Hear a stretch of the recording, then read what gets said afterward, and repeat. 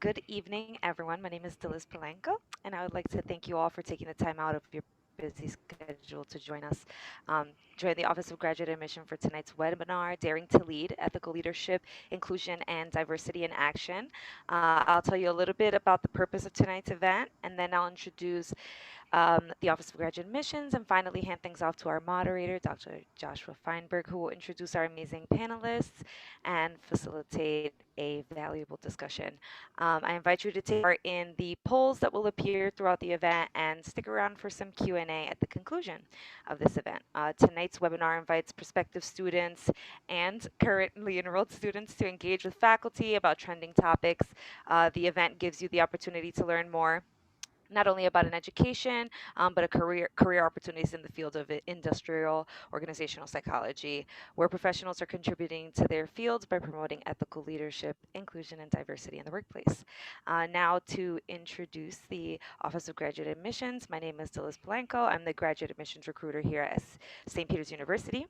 And we have Christy Massaro, who's also here with us, Senior Assistant Director of International Admissions. Without further delay, I'd like to introduce as a program director for the Industrial Organizational Psychology program and associate professor of psychology at St. Peter's University. Please welcome Dr. Joshua Feinberg. I'm spotlighted. Yes, hi, welcome everybody. Thank you for the introduction. Yes, my name is Dr. Joshua Feinberg. I have the pleasure of directing our master's programs in industrial organizational psychology. I won't speak too much about it because I'll let Suzanne, who's one of our students, maybe speak a little bit more because she can come from that perspective that I think you'll find more interesting. And of course, one of our fabulous instructors, Joshua Zabel, and I'll let him kind of speak to his experience as an instructor. Really, I think there's some really kind of critical topics that we want to talk about that I think are just kind of really pertinent in and of themselves. We'll tie it all into industrial organizational psychology. So I won't spend a lot of time talking about that now. Maybe if there's some questions at the Q&A, I'll talk more about the program directly. But I want to introduce our panelists. I'll introduce Suzanne McCabe first. She has worked at Johnson & Johnson since 2008, bringing tons of experience into that position. But more importantly, as you probably overheard, Suzanne just finished up her master's degree just a little, I guess this point, a few weeks ago, but it seems like just yesterday. So congratulations to her. Really has been a bright spot in our program. So welcome, Suzanne. Thank you. Thank you for having me. Yeah, and then Joshua Zabel is a colleague of mine for many, many years. He teaches several courses really centered around leadership. And I'm not just saying this because he's here and because he's a friend, but he's one of our favorite professors in the program. So welcome, Joshua. Thanks, Josh. Excited to be here, and congrats, Suzanne. She survived me twice, so there's hope for everyone. Indeed, indeed. Well, Suzanne, I don't know if you want to, before you get into the topics, Suzanne, I don't know if you want to, say a couple of words, then we can kind of jump right into the questions, and I'll do the same thing for you, Josh. Suzanne, you're on mute. I'm sorry, I'm multitasking a little bit. I apologize as my family's getting themselves organized from the afternoon. So this is what it means to be a student where you're working full time, you're coming home, jumping on Zoom calls, and I think I'm frozen. Are you hearing me? We hear you, but your picture is frozen, but we can hear you. Okay. Should I do anything differently, ladies? Leave, come out? No? You can keep going. Okay. Well, I talk a lot with my hands, so you'll just miss all of those gestures. So what I just wanted to first thank everybody for all of the support that you've had for me over the course of this program.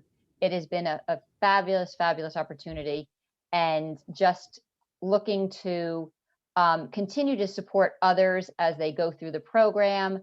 I see, dear friends, individuals that have become dear friends of mine.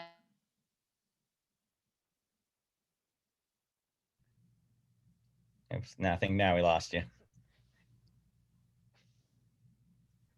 Suzanne, can you hear us?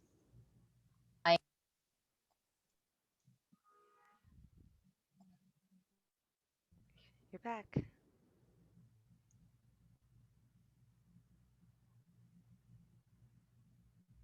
All right. Uh-oh.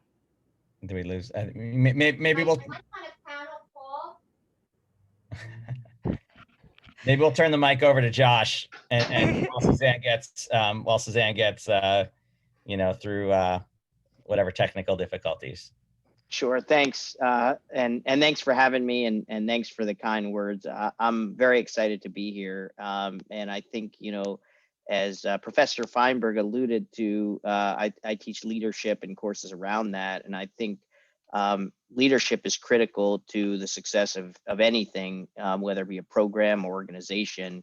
And it's really a credit to you, Josh, and the team at St. Peter's, that they created such an exciting program for prospective students and obviously students. I think it's unique. One of the things that attracted me to this program as I got speaking to Professor Feinberg was the fact that this really balances the concept of leveraging psychology, both in what I would say as a professional type of career path and both an academic type of career path. And I think that's critical because we're all in different places in our lives. Some of us know exactly what we want. Some of us aren't that sure. And I think most programs out there, particularly in psychology, don't necessarily give you the opportunity to explore both that academic and professional pathway. And that was what attracted me here. And frankly, my experience with the students has really run the gamut from people who are pursuing a PhD to folks who are stopping at their master's, to folks like Suzanne, who are bringing a wealth of experience to the program, which both helps me as from a teaching standpoint, but also helps her classmates. And I've heard over and over again that the folks learn more from their classmates than they do from the professor, which is me, which I take in the best possible way because I see it happening. So it's really an extraordinary program with an extraordinary leader. And frankly, I've had the privilege of interacting and teaching some extraordinary people. So I will pass it back to one of those extraordinary people, which is Suzanne, who now has her technology set. Thank you. Sorry, I'm on Zoom calls 9 hours a day most times, and I never have a problem, so I apologize. So what I would love to add to that is the complement of this program with my experience, and those that know me, I have a great deal of experience in human resources, not aging myself, but I do. I started my program in a different time of my life at a different school, probably almost 20 years ago, and I took a break. And I was always looking, as I said to most people, this was like a bucket list, but it was a bucket list that complemented the work that I was doing. And what I find very attractive about this program was the complement of the professors and their backgrounds, the different experiences and diverse backgrounds that they brought, the experience that professors are working in different industries, and you're getting that lens. So you're getting the academic lens as well as you're getting the lens from many different industries. And what I have found very, probably a little bit too late in my career, and something that I tried to impress on others that were in the program with me, who are either early in career or looking to maybe switch careers, is the value of networking. And this is something that the program really brings forward to us, is that it does give us the opportunity. It's not, it could be what you want it to be, right? It's a relationship. As I know, I now with Professor Zabel, I can, and I have with projects at work, I have reached out to him personally to say, can you help me and guide me with this project? So there's many professors that I've built that network relationship with, and many students as well. So keep that in mind for anyone either just kind of starting out in your career or where you're now in a different environment outside of maybe your work environment, that you can start building a network, because it is just critical as you grow your career and look for new opportunities, and you just learn so much. I've learned so much from, we had a lot of generational differences in the program as well. So that was something I really, took hold of and appreciated in, seeing different perspectives and different point of views. So. That's great. That's great for both of you. What I'd like to do, if you don't mind, let's turn to like our first hot topic. And I'm gonna start, Josh, with you. We'll leave diversity and inclusion to the side for a second, because we're going to get into that in more depth.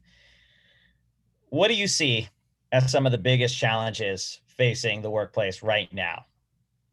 Yeah, it's great and timely. I would say the hottest topic right now is the concept of working from home. This is something that at my organization today, we speak about more than I would like to.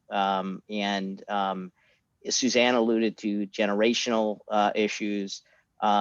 It's really been extremely interesting. I've actually interviewed candidates for a job that have flat out told me I'm not interested if it involves coming to the office, and have used words like coming to the office is off the table, which is just astounding to me as somebody who's been working 20 plus years. And I've worked from home, worked at the office.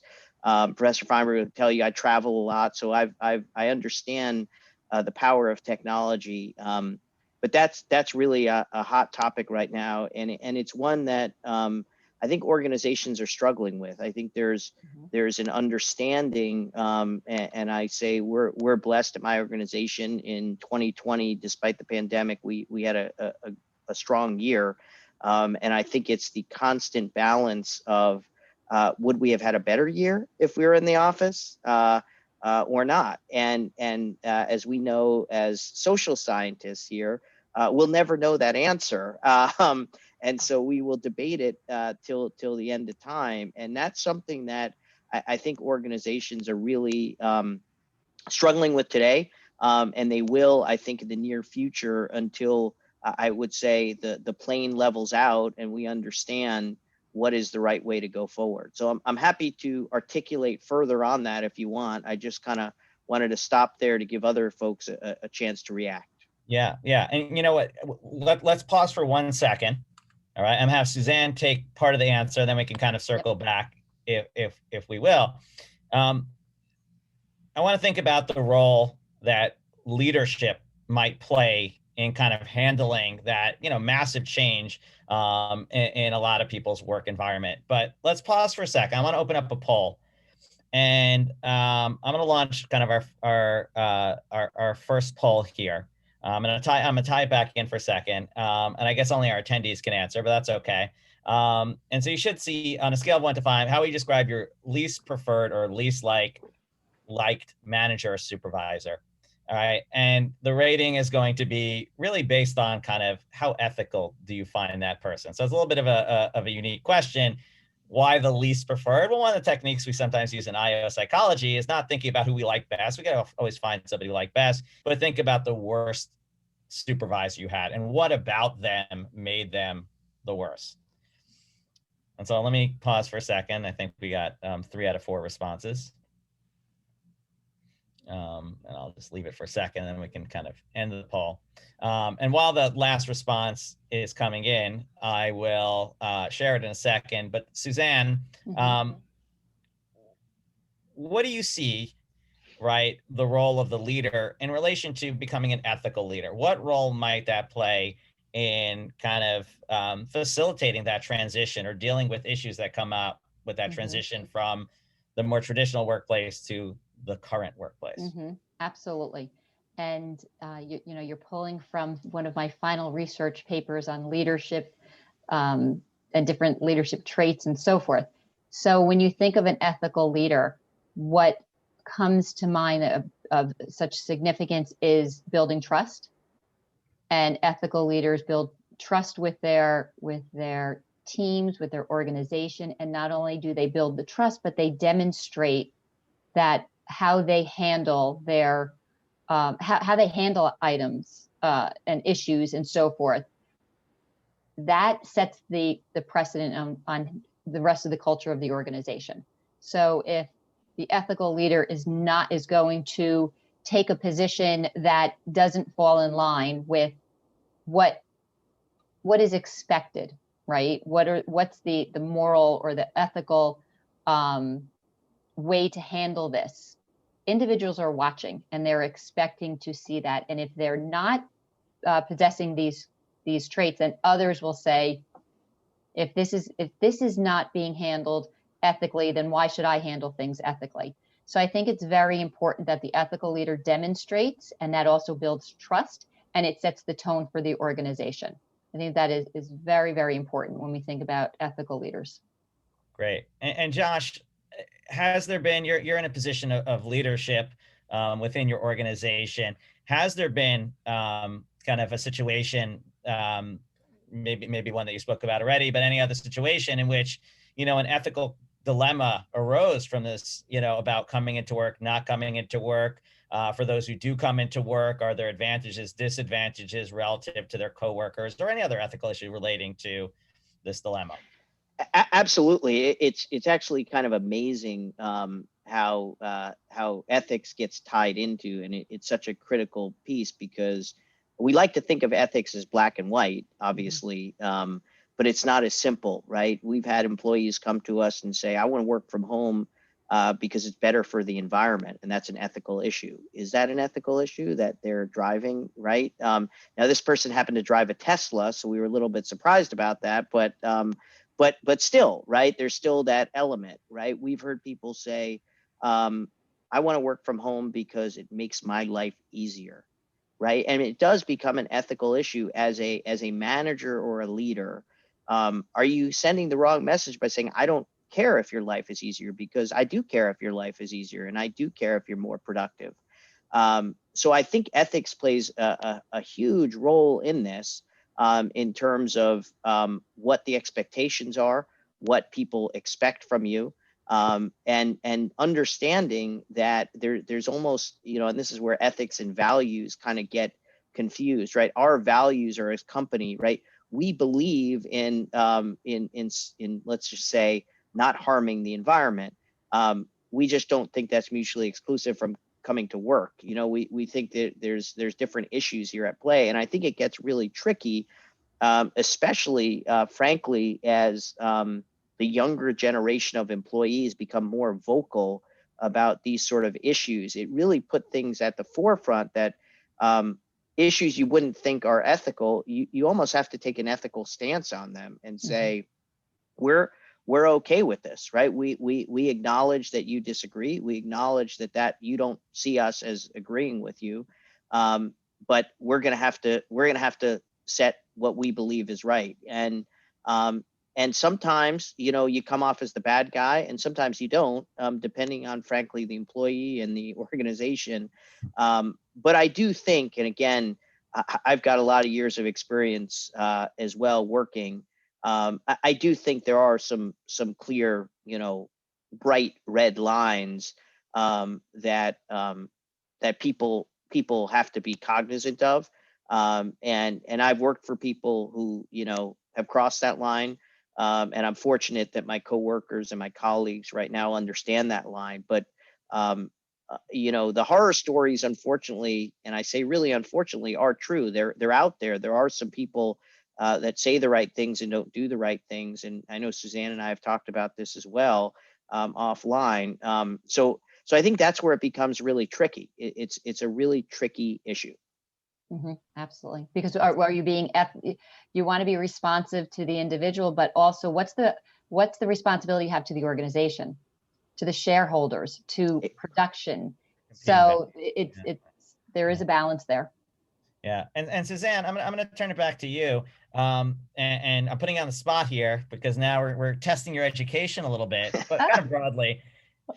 I got straight A's, I swear. We're not going to ask you to cite any studies. Don't worry. But, No thinking statistics. about an issue like this, in what way has your master's in IO psychology prepared you to kind of face this kind of challenge, right? Mhm. You know, you got to kind of live through this transition while simultaneously being a student in our program.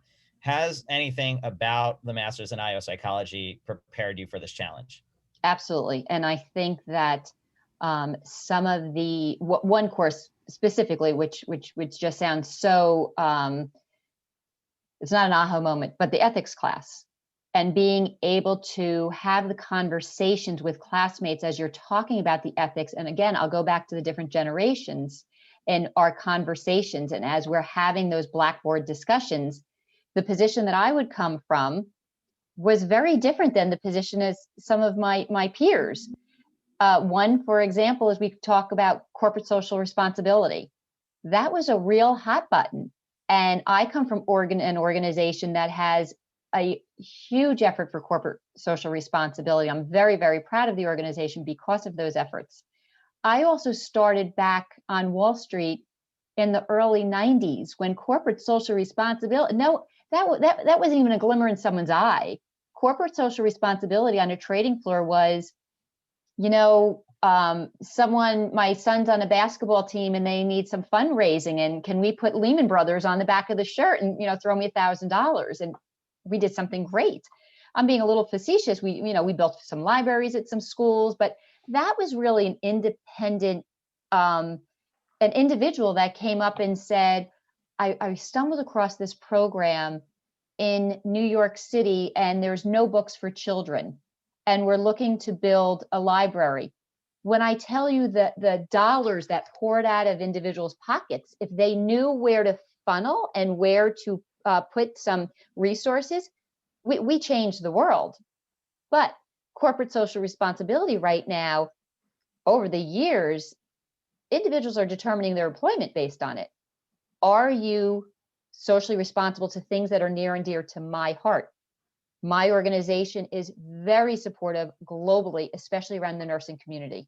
Nursing community is very dear to my heart, so it makes me very proud to work for the organization. So I think with that one point about the ethics and then how to handle it, kind of bringing that back to real world is I really looked at some of these responses, and individuals were very confident saying, no, corporate social responsibility should be the first priority of organizations. I, on the other hand, said it's very significant, and that's why I work for my organization. However, how do you fund that? And I gave an example. And it's a little hard, I'll tell you, back and forth, because you lose kind of the tone, the intent, and you don't have that classroom where you're having a conversation. So I said, I have a budget and I have to meet this budget. So corporate social responsibility, we want to make sure we're dedicating X amount of dollars towards this effort. However, in order for me to do that, I am taking away your bonuses at the end of the year. And many employees rely on this bonus to pay for their food, their mortgage, and so forth. Do I go and I take the bonus from employees that are relying on that and bring it for corporate social responsibility? That was the dialogue. And I will say many students said yes. And just as an aside, I call it the Thanksgiving turkey. And I say this because as a child and a teenager growing up, my mother was very significant in very high powering jobs in the healthcare industry. And every holiday, the staff received a Thanksgiving turkey. And one year they cut it out of the budget so that they can reallocate the dollars. The feedback and the upset and the employees were like, wait, that is I rely on that for my dinner. How could you take that? So I call that the Thanksgiving turkey. Do we take it off someone's dinner table for their family Thanksgiving, or do we take it so that we can support another effort?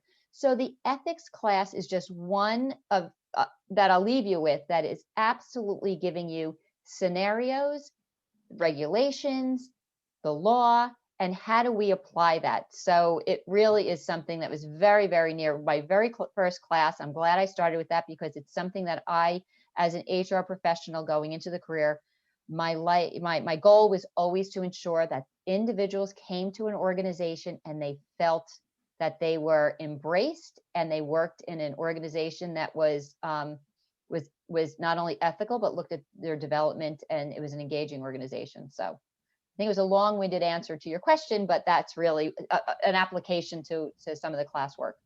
No, great, great. Yeah. And in fact, I have a student who's starting her thesis, exploring some of these generational differences in kind of values. And we're just in the development stage of that thesis, but certainly kind of speaks to a little bit about what you're talking about, of some of that conversation between you and your classmates and that kind of divide. And we'll see where that goes. But that's certainly something worth considering, that, an IO psychologist come in and kind of capture.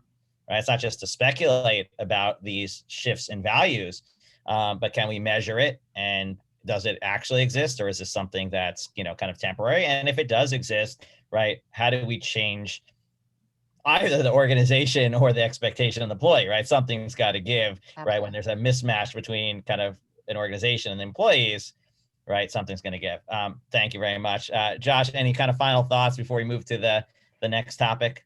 No, I would concur. I thought Suzanne did an excellent job of sort of framing that up, and I will say it's I've encountered this as well. Actually, Suzanne and I have talked about this, and it extends beyond that. It extends beyond, to recognition. There was a time where recognition was in a bonus. People maybe don't care about the bonus; they care about the recognition, the attaboy. Josh, I think you also sort of framed it up. Being able to measure that and understand that is really critical, because I'll tell you, in a leadership position, we have this struggle all the time, right? Recognizing, hey, we're going to recognize the salespeople. Well, what about all those people building the product, right? They couldn't sell the product without building the product, right? But you can't pay those people salary without the sale. So it's this circle, and every organization culturally is different.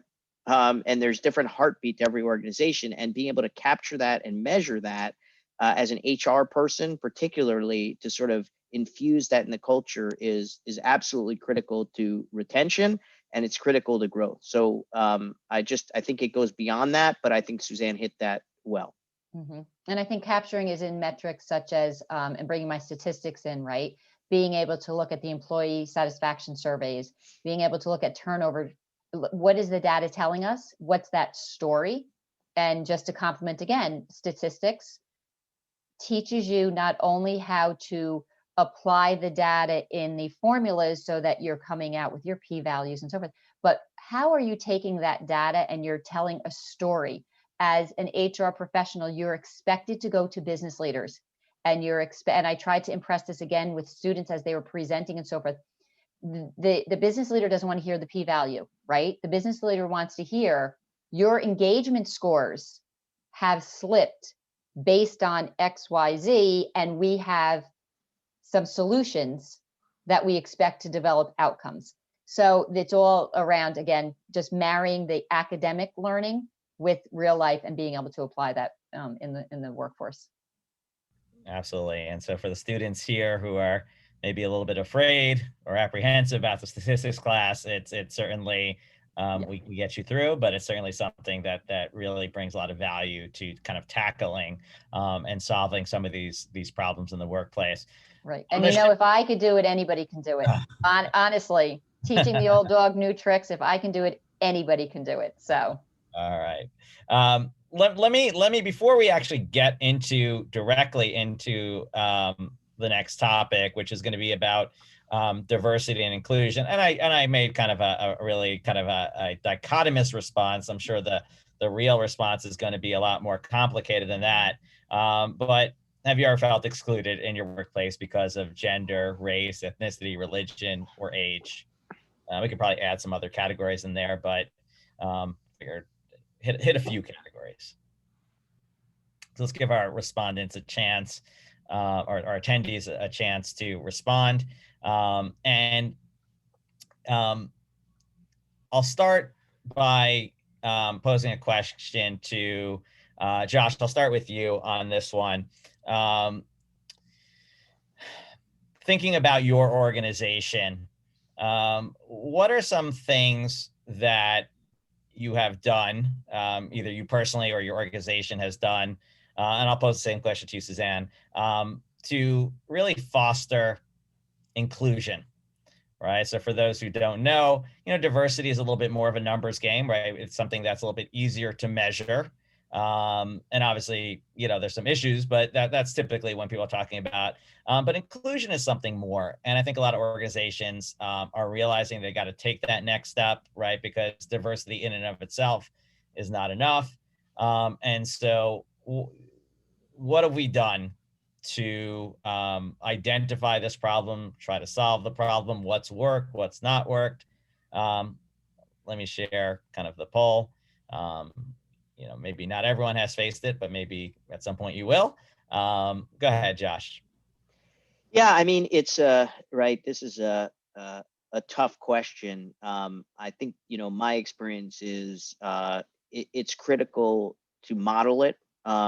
It's critical to help people understand the importance of it, and it's critical not to tolerate anything that you see is out of bounds. So when I talk about the value of it, I think helping people understand that different perspectives, different viewpoints, whether it race, religion, geography, gender, whatever it is, really brings more to the table. If you're really trying to be successful, right? You want to sell something, you want to create something, you want to develop a cure. The cure isn't for one type of person; it's for everyone. And so being thoughtful about that up front, and we even saw that unfortunately with the COVID vaccine, that there were a lot of questions about that. Why weren't they thoughtful at the get-go? And frankly, people probably died because they weren't thoughtful at the get-go about, hey, let's consider being inclusive at the start. The part about modeling is I've been blessed working with certain leaders and again colleagues that we keep each other in check, and even things that are accidental have to be stepped on immediately and dealt with immediately, so that we understand that's not okay to say something like that. A colleague of mine joked around with somebody who worked for me about she needs to find herself a husband. That's not okay, right? And he heard it immediately from me, and she understood that even though he's an executive, and I'm an executive, he got an earful. Other things I've heard where trying to allow that conversation. I had you talk about a bad experience. I was once, I never forget, had some people who worked for me visiting, and they sort of made comments about somebody not treating them the right way because of various reasons. And I kind of said to them, how did you not, how come I'm just hearing of this now? What's going on? And they said, well, we know you're not that kind of guy. And we just kind of figured he's a jerk. And I said to them, I need to know when that next call is with this person. I got on the call, and before we started, I just said, listen, I need to clear the air here. It's my understanding that people are being referred to inappropriately, talked to a certain way. I just want you to know that I don't stand for it. Our organization doesn't stand for it. And if you've got a problem with that, I'm happy to take it to the CEO. So as crazy as that sounds, I don't think it's unfortunately got to be infused in the culture, because now, that said, there are ways and programs to develop to infuse it in the culture. We've created leadership programs for different various groups and things like that. That's a slippery slope, because once you start for one type of person, the other type of person might say, well, how come there isn't a group for me? And it's a process, right? It's understanding who you have, what you feedback you get, where you think you need the help. But there are programs, but I really do think ultimately your leadership as a group has to model it, and they have to hold each other accountable, and they have to make it clear to the organization that this is what they stand for. It sounds simple, but it's not easy to do, because those conversations are not easy. And when I undress that person, frankly, that was a senior person, but I felt confident that our organization had those standards. And I was happy to stand in front of the board of directors, the CEO, and say, yeah, I did that. And I did that for good reasons. And by the way, you want me doing that. But that's not an easy thing to do, you know, and I think that's one of the challenging things. So I don't know, Suzanne, maybe you've got different experience. No, I think absolutely starts with leadership. I think it starts in the strategic planning. I think it's definitely a pillar that's in the strategic plan. Again, I happen to work for a few organizations that inclusion was very high on the priority list prior to a lot of what we're seeing in the world today. And I'm very proud of that. I think that leadership development, and again, bringing back the coursework and so forth, is ensuring that we're developing leaders so that they have the inclusivity in mind. It used to be, again, something, was it a metric? But our organizations need to look like our communities. And by doing that and bringing leaders in that, look like the diversity around our communities and our country, that we will then continue to build this inclusive culture. There's, as Professor Zabel mentioned, that there is, many programs. There are leadership programs. Organizations have always have always had employee resource groups that have been specific to, the group was specific to different cultures, different nationalities, different preferences. And the groups were led by very senior individuals, and senior individuals that may have not been part of that specific group that was identified, within the organization. And it was very important that senior leadership was showing that leadership capability in making sure that they were the sponsor and they were bringing awareness. And individuals, as I always say, the women's leadership initiatives, huge effort at my organization. Do you know how significant it was when I walked in one day and there was 300 women in the ballroom, and the CIO of the organization, who was a male, was sitting at the front of the room. And he said, this is really important. Wasn't the leader of it, but he showed leadership by coming in to support the business and to support the efforts. So I think that it's a part of the strategic pillar, and it needs to be part of the strategy going on. And as Professor Zabel said, it needs to be pulled through. It just absolutely needs to be pulled through. And there's no tolerance. There should never have been tolerance in this day and age. And of course, I always go back, to when I started, and I was like this 22-year-old kid that had to go out and teach the Wall Street, big guys about sexual harassment. Here I am teaching the sexual harassment. And of course, they're making a joke, and I'm like, cringe, but you can't do that. And that's only one example. But when we talk about being inclusive, there should just be no question. Leaders need to show up, and they need to, embrace it as part of our everyday culture. And just to add, I think one of the great things about this program is, at least in my experience, it's really a diverse group of students, both in terms of experience, age, different ethnicities, backgrounds, et cetera. And I think, look, as we talk about some of the generation, I think that the good news is the next generation of folks are more educated and more accepting and more inclusive than some older folks are, just because they've grown up with it, and there's a level of ignorance, even people at my age level, where somebody can inadvertently insult somebody or do something. So I think one of the benefits of this, at least, even for me, seeing the type of students that come through here, again, it's that sort of lifelong learning experience. You really hear the different perspectives,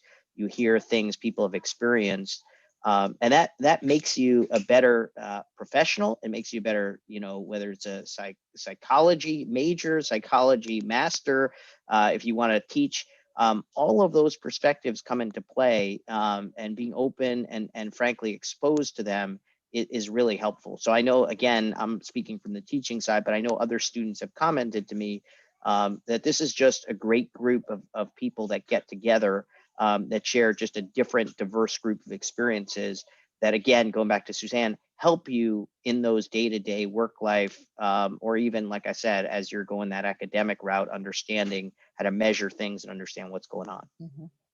Yeah, no, that's both of you great points. And one of the things that kind of gives me some hope, Josh, you mentioned about kind of different generations. My children who are 10 and 7, like genuinely get offended by kind of intolerance. Like I don't think at that age, I'm a psychology professor, like when they see like they it like bothers them truly and deeply. And so that kind of gives me the hope that maybe, we're kind of heading in the right direction. For time's sake, because we're running short on time, we'll do kind of relatively quick and straightforward answers. Suzanne, Yes. if you could summarize and wrap up for us, how has the IO degree already been, right? I mean, you just finished, but how has the degree been of value to you? What can you share to anyone who ends up listening? So- What's been of value to Absolutely, very succinctly. The experience itself was valuable beyond compare. You do something for 25 years, you think you know it all, and I was able to just learn so much in different perspectives and so forth. How is the degree itself? Personally, it makes me feel like I accomplished something that I really was set out to accomplish. And again, I just have to thank, Dr. Feinberg, and I have to shout out to Kathy Morell, who just said, you got to jump on this program. You'd be perfect for it. So thank you so much. It was a bucket list item that was just in the back of my head and said, it just bothered me. And what it has done for me personally is the confidence, and to have my resume to say that I am an IO psychologist and I have a graduate, degree in this versus pending or studied towards. It just personally has given me such confidence. And as I speak to others in my organization, when they hear that I've received the degree, it's opened up doors. People are just looking for, come spend some time with me in our organization. This is what we do. So, for example, learning and development, very big in our organization, looking for leadership development. It has really opened up some doors for new opportunities, both internal and external. You put it on your LinkedIn and you just start getting a lot of buzz around it. So thank you. I mean, whether it should be or shouldn't be, having those letters next to your name, really validates to other people, right? Kind of almost certifies. But more importantly, you should be very proud of yourself. Thank and you. That's a great accomplishment. Josh, from the faculty perspective, right? You get to see students sometimes, early on in the program, kind of virtually walk into your classroom. What do you see them walking out with in your course? Like, what do you see? Where do you see the growth in the students in your classroom? Yeah, there's sort of an expression, a famous expression that says, culture eats strategy for breakfast, and they've sort of amended it to say, and technology for lunch, right? What I see, and again, I teach leadership, and I really stress, and Suzanne can hopefully attest to this, that the goal of my course is to help the students get more confidence, get stronger, get those, what I would say, real life skills that really can pertain whether to a work environment or frankly an academic environment. The evolution of the students that I see is amazing. You have folks that are timid coming in, don't know what to expect. And by the end of the course, you can see they're more confident, they're creative, they're speaking with authority. And again, I always say, remember, a lot of how we work is working with other people. So even if you're not sure where your career path is going, understanding how people work, understanding how they think, is pertinent to any job anywhere. So I would say that's the thing I really love seeing from the students, is them coming out. You really just see a professional growth. And I say that I don't see them in their jobs, but I see the person at the beginning of the semester and the person that leaves at the end of the semester. I see how they carry themselves. And I know because we discuss it in class, that they're bringing that to their outside school life. And it's working for them, even if it's, Suzanne and I've joked, even if it saves you a fight with a husband or a brother, or gets you out of trouble, it matters. These are skills that you take and you put them to work. Whereas a lot of other degrees may sound great, and you might think they're practical for this or that. But if you don't focus on that for the rest of your life, you're not getting a lot out of it. In this case, you're going to get a lot out of this no matter what you do. Absolutely.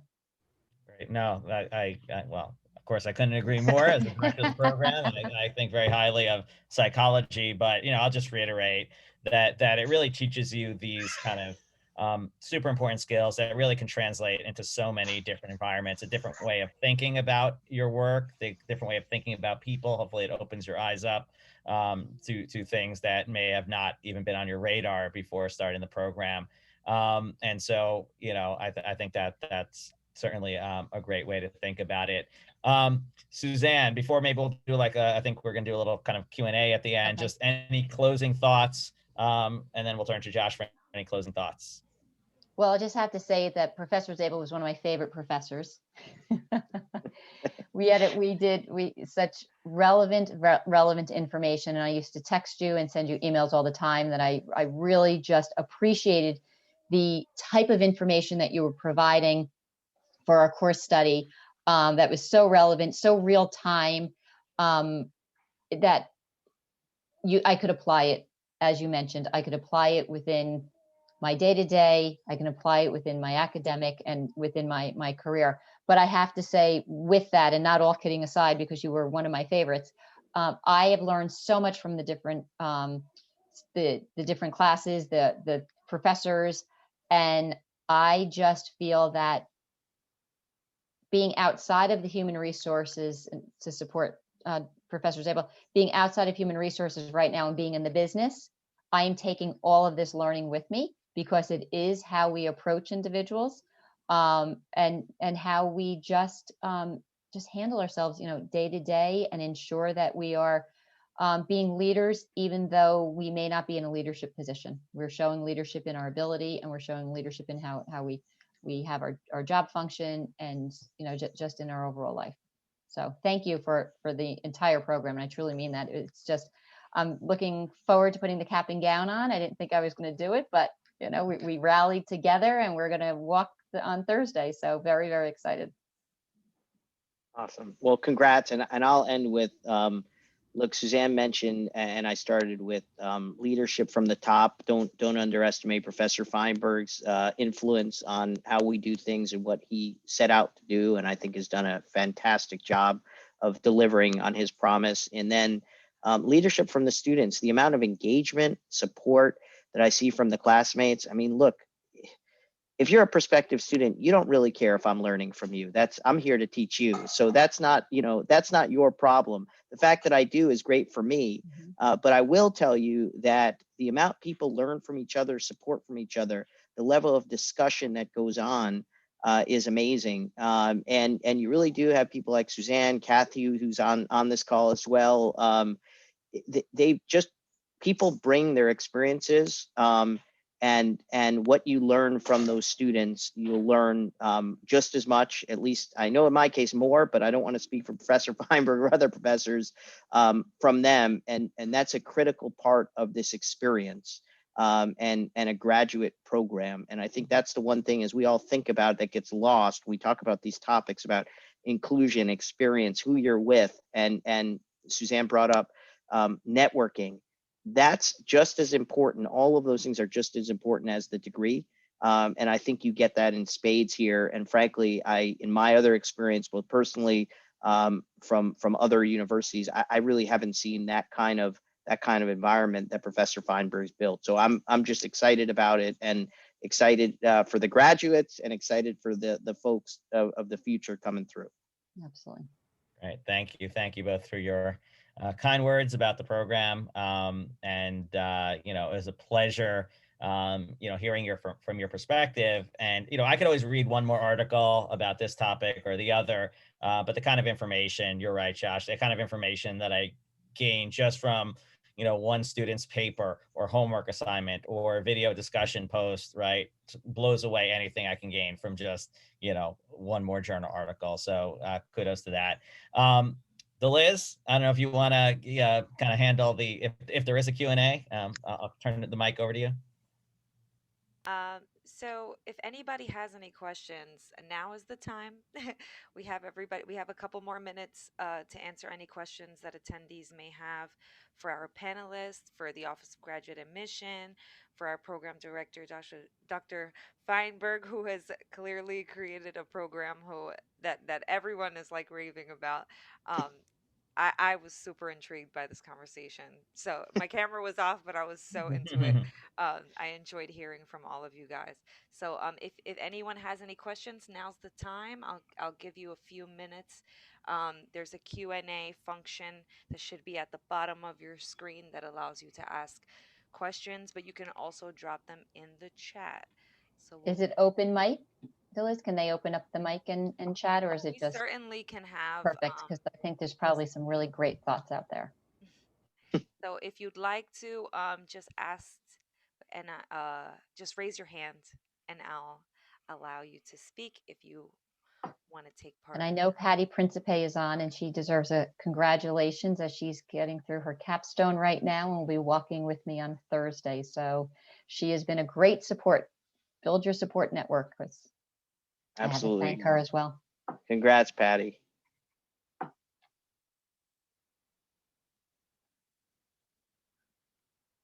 I'll give it a minute or two. Does anybody have? Oh, she said thank you. I know it's getting late, but this is a good opportunity. You've got some great minds here that you can kind of pick their brains. I see one question, maybe. Oh wait, there's a Q&A. Yes, we have an anonymous question. What tips do you have for students interested in obtaining a PhD in IO psychology? I don't know, I might be best suited Yeah. to kind of answer that question. First and foremost, is to really get engaged in your studies at whatever level, right? Obviously at the master's level and your undergraduate, is to really kind of get engaged in your work and really become inspired and put that kind of effort in there. We just had a student who applied and actually got into several PhD programs. Some of our students are not interested in moving on for a PhD, but one of our, again, recent graduates who graduated along with Suzanne and will be walking along with Patty as well, got into a couple of different programs. So we're very proud of her as well. And so, part of it is just recognizing what are you looking to gain out of that PhD program. It's not for everybody. I know people who have gone through the PhD in IO psychology and said, well, actually, I could have done what I need to do with a master's. And I have other people who have gone through the PhD programs and it's opened up doors that would have been unattainable. So really kind of understanding what you want from that PhD program. If it's not necessarily about, did you get an A or an A- in a particular class? But if you're super engaged, you're thoughtful about the projects that you do and the papers that you do, that will come across in your application. And so that's really my best advice is to become fully engaged in the process. I don't know if Josh or Suzanne, if you have any other related tips. I don't. I'm good. I was going to say, I think that's a general good lesson for life. Is follow your passion and be engaged, and that'll take you a long way.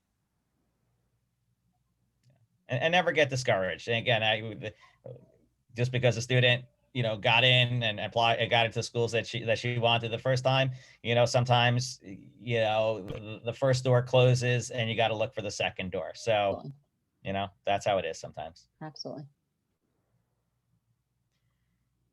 So Nancy, Kathy has her hand up. Kathy raising her hand. Kathy has her hand up. Okay, so I will. I hit allow to talk. Okay, perfect. I'm talking. Can you hear me? Hi, Yeah. Kath. Yep. Yep. Hey, how are you? I want to say congratulations to Suzanne and Patty. Congratulations. Thank you. That's awesome. That's a great Thanks, Kath. accomplishment. I'm so excited for you. Suzanne started after me and has completed the program. And I guess that's one thing that I just want to say is that everybody, what this program offered for me was the flexibility. And I think that if anybody's looking to get into the program, you could do it at the pace that your job allows you to do it at. And it's, and that's something that, everybody needs to consider. Not everybody can do something in 15 or 18 months due to whatever their obligations are. And I just want to say to Dr. Feinberg, his flexibility and his ability to work around that and be so willing to work with me has really helped me be successful in the program, but also take each class and apply it as I go along. That's one of the great things about doing it slowly, is that I get to apply it in my leadership position.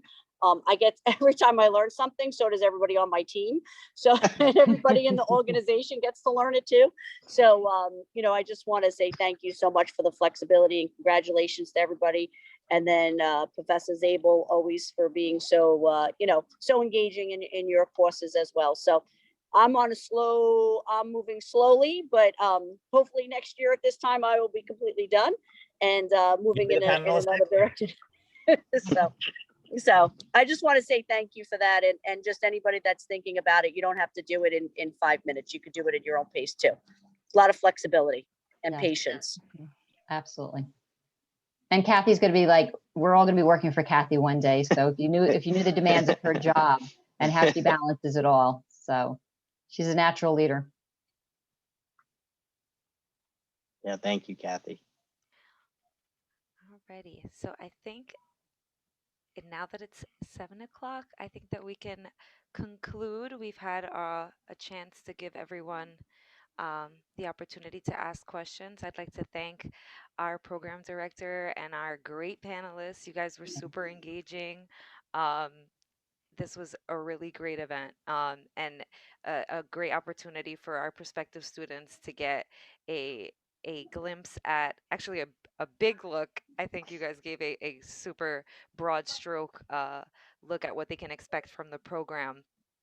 So again, thank you everyone for your time in joining us, our attendees, our panelists, our program director. You'll be receiving some emails, follow-up emails with some more information. But thank you so much. It was a great event, and have a good evening, everyone.